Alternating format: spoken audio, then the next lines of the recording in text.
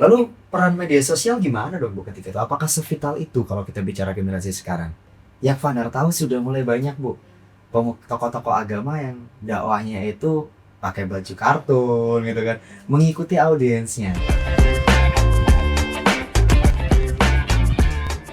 Halo Empowers, selamat datang di podcast Suara Rakyat. Kali ini sama saya Vanhar dan gini, kalau kita ngomongin soal kesehatan mental, pasti banyak dari kamu yang sudah paham, sering cari tahu soal kesehatan mental dan pastinya juga paham lah kalau fenomena akhir-akhir ini tuh ketika kamu ngerasa capek, ketika kamu ngerasa ya dunia ini berputar begitu cepat dan kamu kayak kehimpit gitu kan, kamu butuh pendampingan gitu.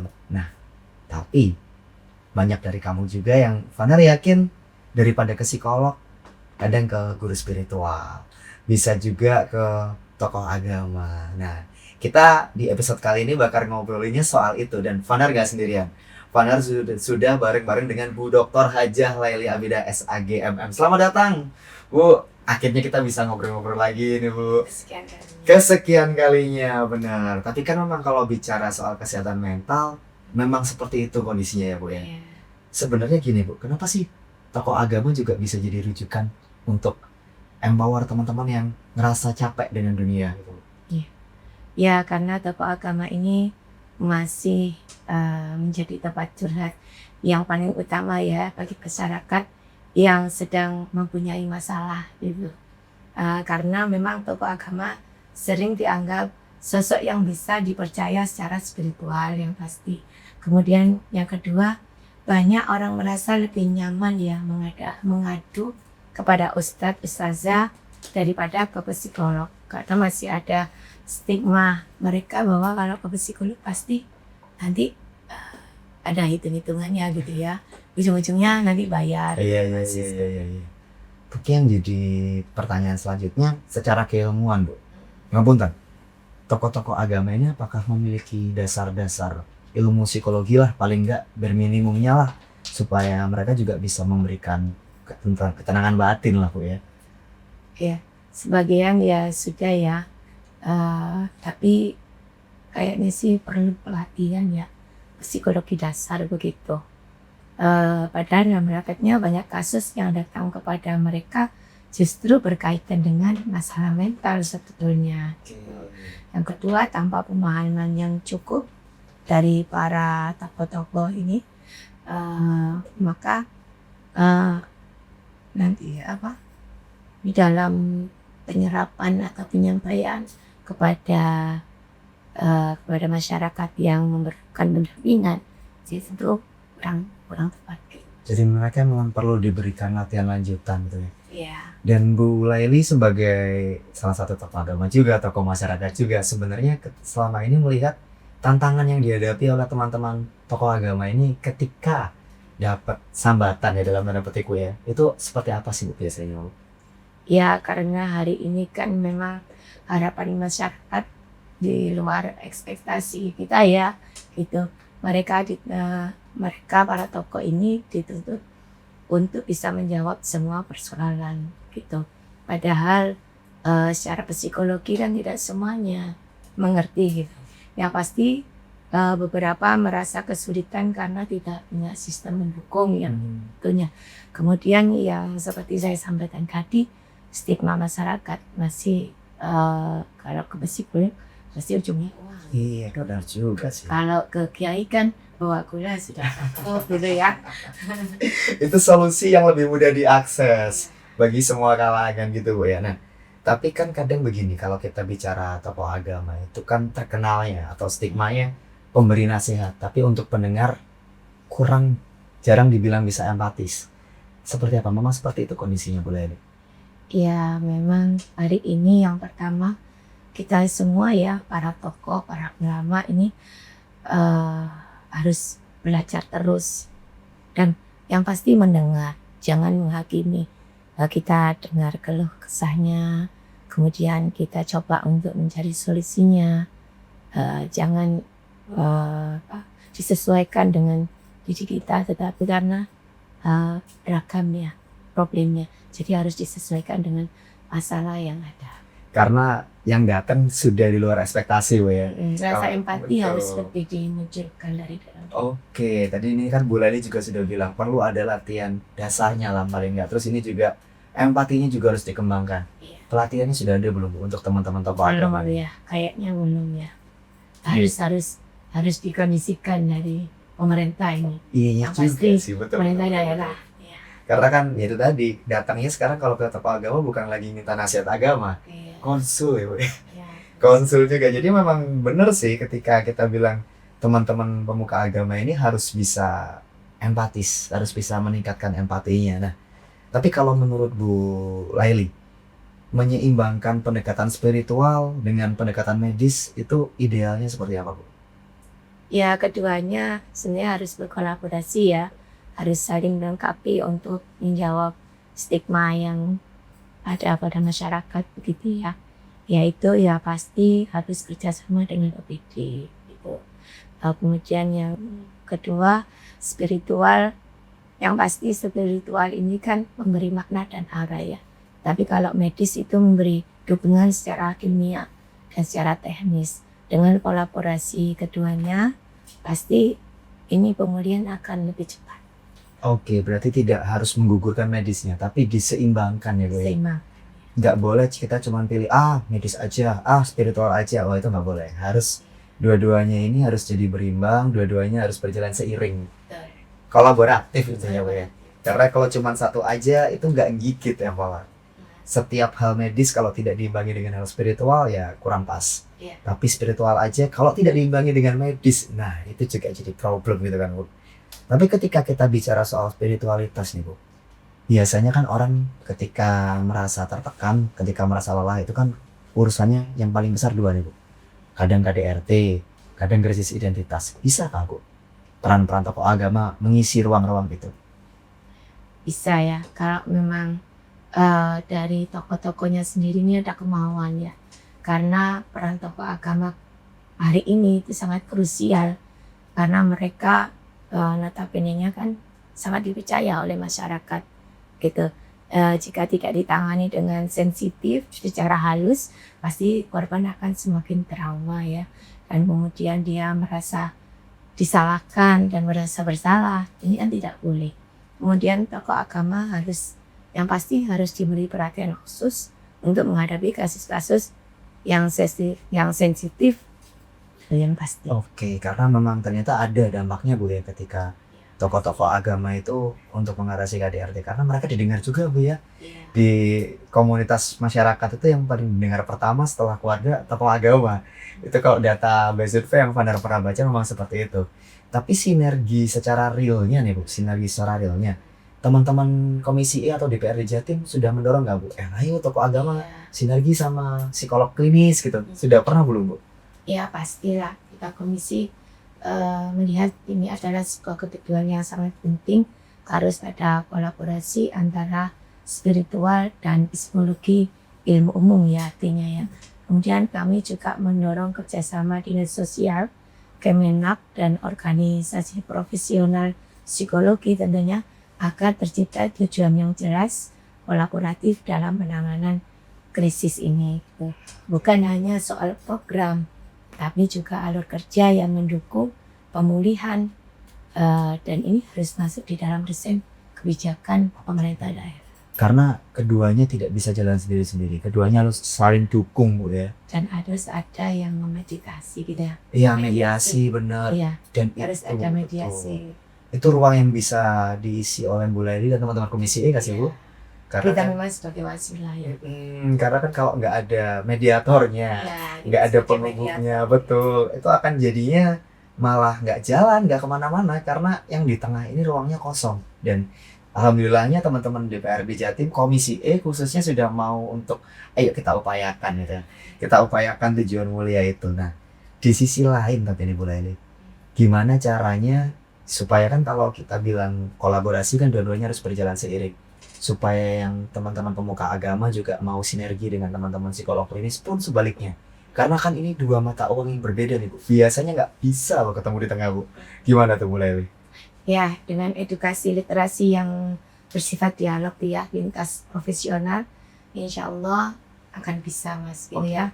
Rohaniawan harus diajak berdiskusi dengan psikolog agar memahami batas perannya. Jika ini dijembatani atau diwasilai oleh DPRD provinsi, maka akan muncul saling menghormati dan memahami tugas masing-masing. Yang penting adalah kesejahteraan jiwa umat ya, jangan sampai ada klaim siapa yang merasa paling benar. Yang sebenarnya ternyata dua sisi mata uang menurut Fandar, tapi menurut Gula ini malah bisa ya ternyata ya.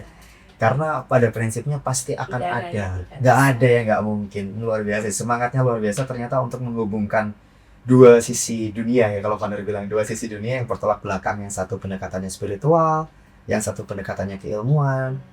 Ternyata bisa, asalkan ada pendekatan literasinya nih Bu ya. Literasi yang bersifat edukasi terus menerus. Oke. Kalau kita bicara contohnya nih Bu Leli, apakah sudah ada? Karena kan kalau kita bilang nggak ada ya nggak mungkin, itu kan maknanya luas. Apakah dari Bu Leli sudah pernah ada contoh kasus nyata, bisa jadi di dapil atau mungkin cerita yang Bu Leli tahu, atau mungkin partai tempat Bu Leli bernaung yang memadukan psikologi dengan spiritual? Sejauh ini ada ya, tapi yang nggak banyak. Ini yang ada di Sidoarjo sistemnya. Kebetulan beliau adalah mantu Prof. Sarok.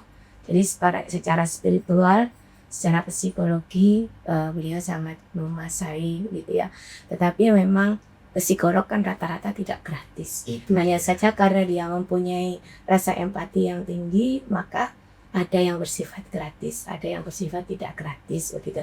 Mungkin di lingkungannya itu beliau memberikan semacam pengarahan itu sesuai keilmuan beliau dengan gratis dan terbuka untuk anak-anak muda daerah situ gitu ya. Kemudian di PKB juga ada yang namanya GCK, Geria Curhat Keluarga.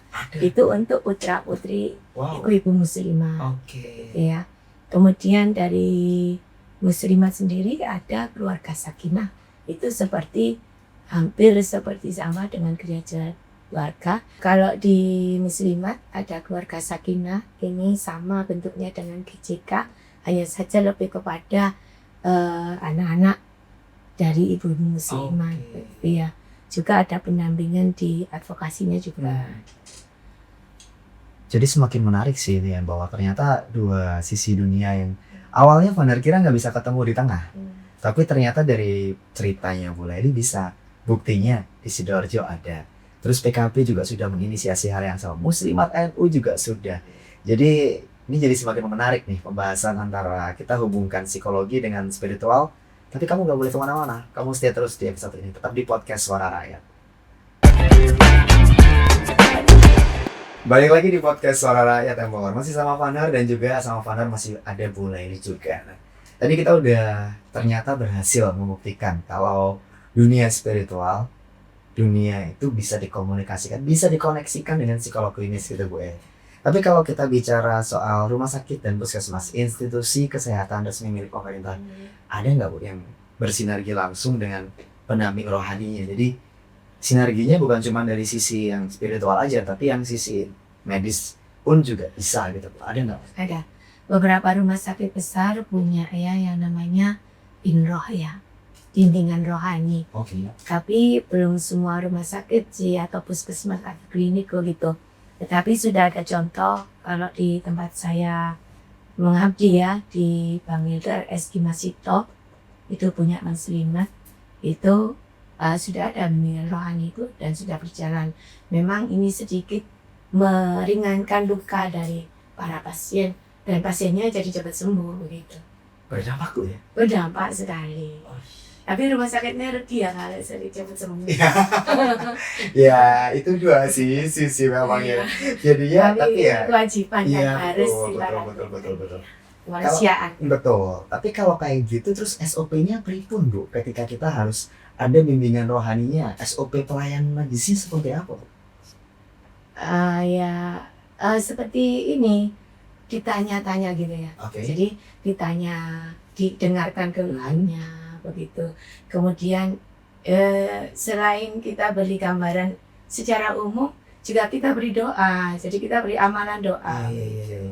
Karena itu bisa membantu ternyata. Bisa membantu dan berdampak. Iya, apalagi kalau mereka meyakini dengan agamanya.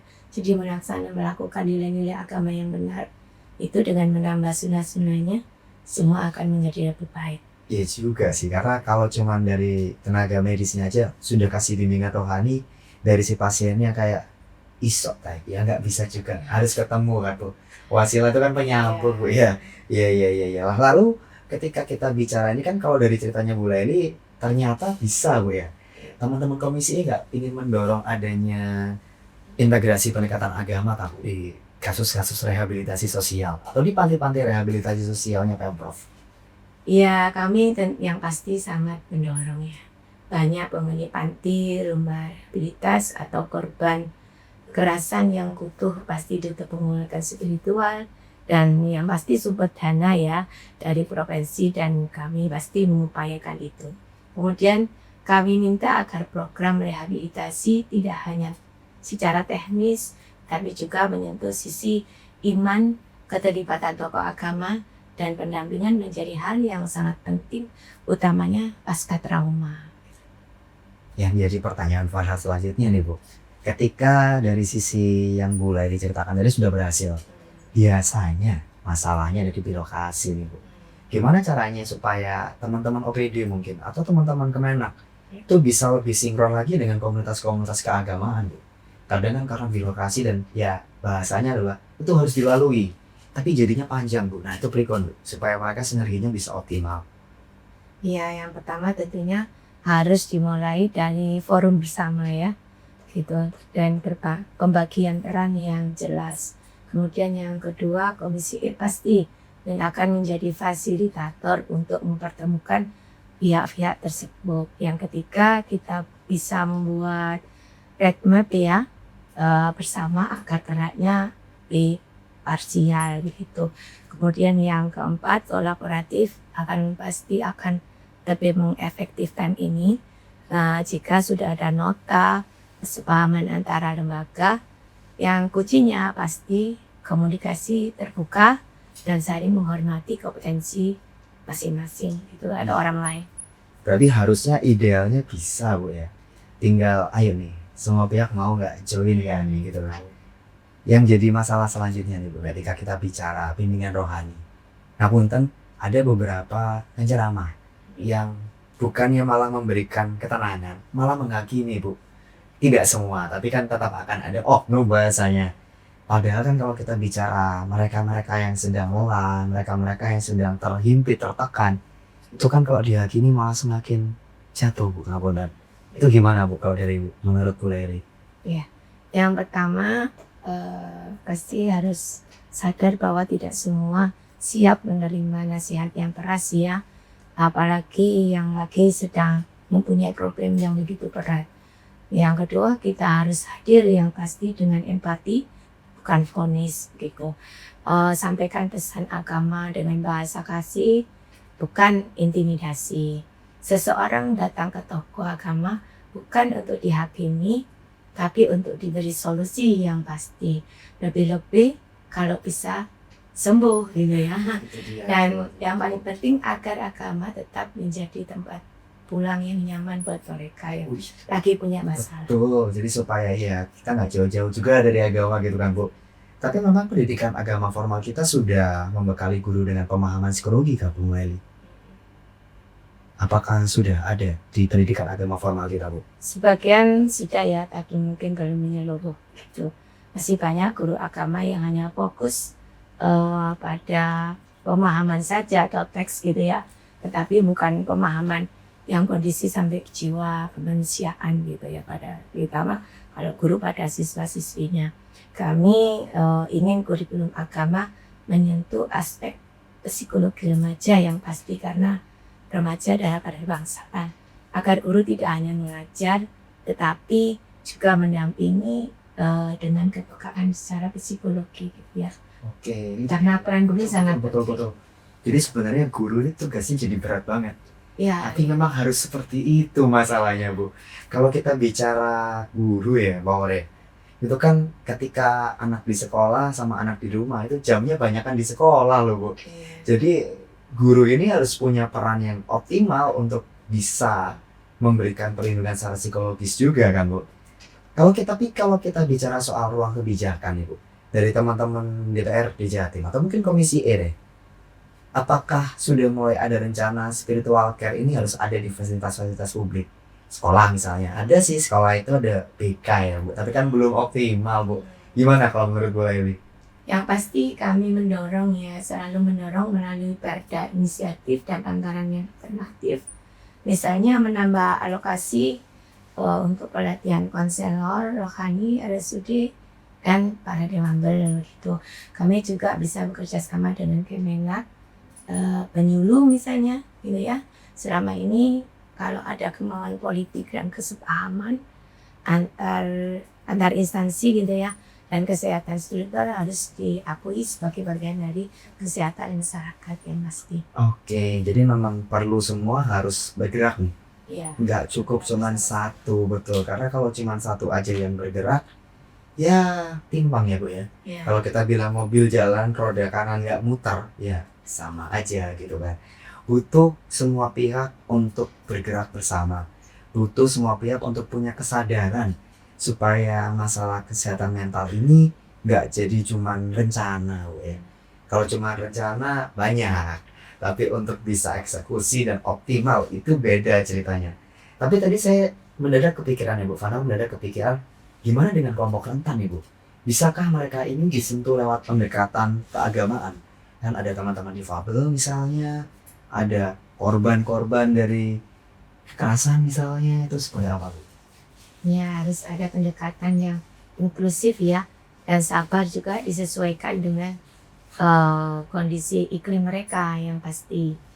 Yang pasti pendekatan spiritual harus hari ini dengan bahasa yang sederhana dan santai, mengena, pasti akan tepat sasaran gitu. Nah, yang kedua juga temui mereka, mendengar kebutuhan mereka, baru kemudian memberi solusi, dan yang pasti memberi penenangan kepada mereka. Karena tokoh agama ini harus dilatih agar bisa berbicara dengan karakter yang beragam yang pasti Mas. Tidak harus letter satu samakan semua gitu ya, karena mereka punya beda-beda karakter gitu. Iya, karena karakter setiap wilayah beda-beda. Ya, beda Tantangannya iklim, beda. betul. Tantangannya juga bakal berbeda-beda. Jadi ya itu tadi, semua pihak harus mau belajar update ilmu Bu ya. Bila dilakukan dengan empati, mereka terbuka, Iya. dan kita tekankan melakukan nilai-nilai agama, insya Allah semua akan berjalan dengan baik. Nah tapi kan kalau untuk mau naik level semuanya mau, biasanya kan ada tantangan birokratisnya ini Bu. Tujuan baik itu tantangannya ada aja. Kira-kira kalau menurut Bu Laili, tantangan birokratisnya itu seperti apa Bu? Iya, kadang masih dianggap bukan prioritas ya Mas ya. Padahal sangat dibutuhkan ini untuk kesehatan jiwa kader bangsa gitu. Juga adanya tumpang tindih wewenang antar instansi yang memperlambat realisasi yang pasti. Belum semua pimpinan lembaga peka bahwa ini adalah investasi jangka panjang. Yang terakhir, kami perlu edukasi internal dan kerja lintas sektor yang intens yang pasti. Maka terus berjalan bersama-sama, beriringan dan berkelanjutan. Oke, jadi memang pada prinsipnya perlu kesadaran ya keywordnya, karena percuma kalau ada satu sisi yang mogok gitu ya, mandek gitu ya. Jangan dong. Hari ini kan nggak boleh. Nggak boleh gitu-gitu tuh. Ego sektoral pinggirin dulu lah. Lalu gimana Bu cara untuk menilai efektivitas dari keberhasilan layanan spiritual berbasis masyarakat desa? Karena kan justru komunitas itu Bu yang kadang sering terabaikan gitu Bu. Itu gimana Bu? Bisa dilihat dari peningkatannya ketenangan sosial ya, dan kekurangan konflik, dan meningkatnya keterlibatan warga yang pasti. Kalau warga kemudian merasa tenang, saling peduli, dan punya ruang curhat, itu tanda layanan sudah berjalan. Yang pasti tokoh agama desa harus diberi dukungan dan pelatihan literasi yang bersifat edukasi. Oke. Desa perlu punya sistem pembinaan spiritual yang konsisten. Ini itu berarti sudah sampai mengakar ya Mawar. Idealnya seperti itu. Karena kalau kita bicara layanan konseling, ya cukup. Nggak cukup cuman dari atas aja, tapi harus turun sampai ke masyarakat desa. akan jadi semakin menarik diskusinya Fanhar dengan Bu Laili. Kamu jangan kemana-mana, tetap ada di podcast Suara Rakyat. Oke, baik lagi di podcast Suara Rakyat Amor, masih sama Fanhar dan juga ada Bu Laili. Kita udah ngobrolin banyak kalau semua sektor harus kompak, harus nggak ada ego sektoral lagi. Karena bagaimanapun juga masyarakat yang disentuh ini butuh diberi empati gitu gak sih Bu? Yang berarti dakwahnya juga harus bisa merangkul semua kalangan, khususnya anak muda nih Bu. Karena banyak kan yang merasa lelah dan tertekan itu dari anak-anak muda, generasi-generasi muda. Gimana Bu caranya Bu kalau kayak gitu Bu? Ya, harus yang pertama mendengar ya, kemudian memahami dan memberi solusi begitu. Yang kedua, gunakan bahasa yang sederhana, yang sesuai dengan mereka dan empati. Yang ketiga, beri contoh cerita yang membangkitkan atau memberi motivasi mereka untuk berubah gitu, atau untuk mencarikan solusi buat mereka. Hindari kalimat yang menghakimi atau menyudutkan. Kemudian yang pasti kalau hari ini juga perilaku dari diri sendiri ya, memberi contoh dari diri sendiri, dari diri kita sendiri, dari yang berbicara begitu. Baru mereka pasti akan percaya begitu. Dakwah ini kan harus bagaimana cara kita bersikap, berbicara itu menjadikan sebuah perlindungan buat mereka. Gitu. Karena akan jadi sia-sia kalau ternyata yang nuturi Bu ya, Iya. malah salah. Iya. Itu malah menghilangkan kepercayaan dari generasi muda kayak, loh alah, aku lo denger bilangnya lo bagus tapi kok nggak dilakuin, males akhirnya. Malah jadi kemudian, iya pembuktiannya nggak ada jadinya. Lalu peran media sosial gimana dong Bu ketika itu? Apakah sevital itu kalau kita bicara generasi sekarang? Media sosial punya jangkauan yang luar biasa ya di ruang utama anak muda yang aktif. Kemudian konten dakwah bisa dikemas dengan visual yang menyenangkan dan narasi yang menyentuh atau yang lucu-lucu, yang genzi-genzi gitu ya, dengan tidak berpakaian yang terlalu spiritual banget, tentu pasti ini akan sangat menyentuh anak muda. Dia mudah akan mengikuti gitu. Kemudian banyak dari anak muda yang sudah mulai menempuh jalur ini dan hasilnya positif begitu. Dakwah tidak harus formal, bisa lewat video pendek dan podcast seperti hari ini. Iya betul. Itu yang efektif gitu. Kemudian platform digital harus dimanfaatkan untuk membangun ketenangan, bukan ketakutan. Wow, jadi menarik ketika harus bisa relate dengan generasi mudanya gitu. Dan yang Fanhar tahu sudah mulai banyak Bu tokoh-tokoh agama yang dakwahnya itu pakai baju kartun gitu kan, mengikuti audiensnya. Ketika sudah ada Bu sebagian tokoh agama yang melakukan ini, khawatirnya Fanhar adalah karena tidak ada kaderisasi, nggak ada yang ngelanjutin Bu. Nah itu kalau kayak gitu gimana tuh Bu Laili? Ya memang belum banyak ya, tapi potensinya sebenarnya besar, ada peluang gitu dari yang punya kompetensi itu. Kami harap organisasi keagamaan atau organisasi masyarakat gitu ya, atau lembaga pendidikan mulailah membuka jalur ini dengan kompetensi anak didiknya bisa digali untuk menjadi ustadz ustazah yang bisa viral disukai oleh anak muda gitu ya. Karena dakwah masa depan harus mampu menjawab semua keresahan psikologi umat ya. Iya juga. Nah, yang pasti Komisi E siap mendorong kebijakan afirmatif untuk program ini. Wow, jadi memang ketika kita bicara kaderisasi ternyata sepenting itu. Jangan sampai yang bagus-bagus ini hilang. Karena sudah mulai muncul, sudah mulai banyak. Habis gitu karena nggak ada kaderisasinya hilang nih Bu. Saya jadi keinget jawaban Bu Laili di segmen sebelumnya yang bilang di desa itu harus ada. Desa itu kan biasanya ada pengajian, majelis-majelis taklim lah Bu. Bisa nggak kelompok-kelompok itu mengintervensi atau memberikan langsung respon cepat ketika kelihatan ada jamaahnya yang loh ini kok kayaknya sedang tidak baik-baik saja. Memungkinkan nggak sih Bu sebenarnya Bu? Mungkin ya kalau ada kemauan Oke. dari para tokoh-tokoh itu, juga para ustazah gitu ya. Tokoh-tokoh yang saya maksud kan pimpinan dari ormas-ormas. Jadi sebenarnya memungkinkan. Sangat memungkinkan. Tanpa keterbatasan apapun ya. Kadang kan ada kayak sungkan, kayak nah itu urusan pribadi, nggak harusnya ya. Karena menolong Bu ya tujuannya ya, pelayanan ya. Oke, nah pesantren nih Bu sekarang mulai. Ketika kita bicara pesantren. Apakah sudah mulai ada pesantren-pesantren di Jawa Timur yang ada loh layanan konseling emosionalnya dan ada loh bimbingan spiritual juga buat santrinya. Jadi nggak cuman belajar agama tapi juga spiritualnya dikuatkan, layanan konselingnya juga kuat. Bisa seimbang lah Bu. Ada nggak Bu? Banyak ya kalau hari ini, termasuk di sekolah anak saya itu merupakan yang sangat penting, konseling. Ya. Dan anak harus melupakan masalah-masalah yang dia punya dan dia harus bisa berkomunikasi dengan baik. Oke, jadi memang sekarang jadi penting. Layanan konseling itu jadi hal penting. Namun nggak boleh kelupaan keluarga dong Bu. Iya. Karena kalau di sekolah dikuatin, di rumah Harus juga. seimbang. Nah, itu kan Bu yang jadi masalah kadang dari keluarga. Latar belakang keluarga. Iya, untuk menjembatani layanan kebutuhan mental dengan spiritualnya tuh kadang masih ya timbang tindih. Gimana kalau menurut Bu Leli itu ketika idealnya seimbang kalau kita bicara idealnya, tapi praktek di lapangan kadang berbeda Bu. Ya gini, jadikan konseling bagian dari sistem pembinaan ya, bukan tambahan.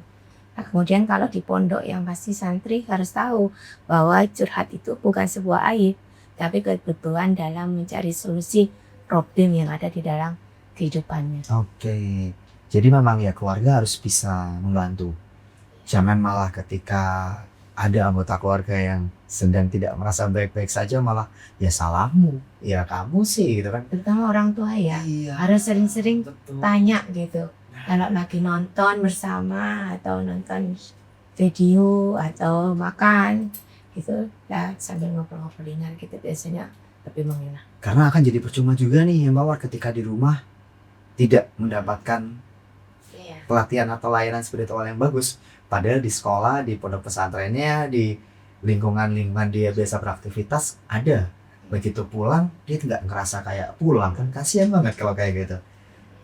Fadar tiba-tiba keinget nih Bu Leli, teman-teman Fadar pernah cerita gitu kan. Kadang itu narasi-narasi agama itu bukan malah membangkitkan harapan, tapi justru malah bikin dia, teman saya itu merasa bersalah. Nah itu gimana sih Bu? Untuk mulai menggeser paradigmanya, menggeser stigma-stigma yang sebenarnya Fadar yakin tidak kok. Narasi agama itu bukan untuk menyalahkan, bukan untuk menunjukkan kamu salah, bukan. Tapi justru malah memberikan harapan. Gimana tuh Bu? Tampilkan wajah agama yang penuh kasih ya, bukan hukuman.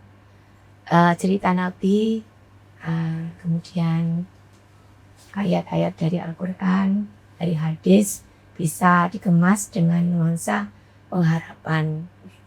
Kemudian tekanan bahwa Tuhan itu ada dan selalu membuka pintu kepada kita semua, gitu ya. Inna ma'al usri yusra ya. Di dalam kesulitan pasti ada kemudahan. Karena agama itu sebetulnya mudah.